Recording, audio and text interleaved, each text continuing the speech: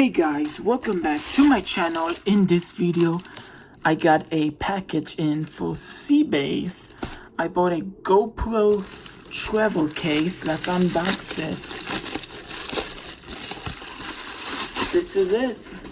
I got the GoPole GoPro case. It has nice quality. It got a nice waterproof material on the bottom. It got a nice gray color. The zippers are waterproof. I need something that's waterproof for Seabase because I don't really want to take this because it's small, the original GoPro bag, and the zipper's not waterproof, and it's really small. And this is actually waterproof. See the zippers? Watertight, waterproof, water resistant. Not really sure it's good waterproof if it's splashed. So yeah, let's see how it looks. That's how it looks.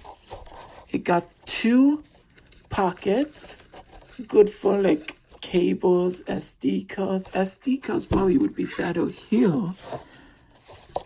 And the pocket over here is pretty deep. That's pretty big. It's like the entire pocket, see? Pretty cool. Then we got this, and this. We got room to fit 2 GoPros. And then other space, you can put a selfie stick, probably like one of these. Yeah, that fits perfectly, yeah. So yeah, let's come back when I get all my GoPro accessories in. So yeah.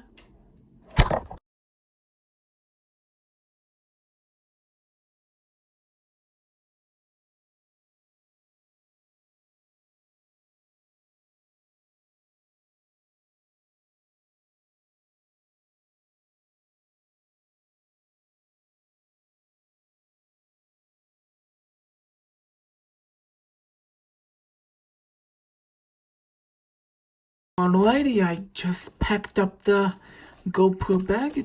Fits pretty comfortably.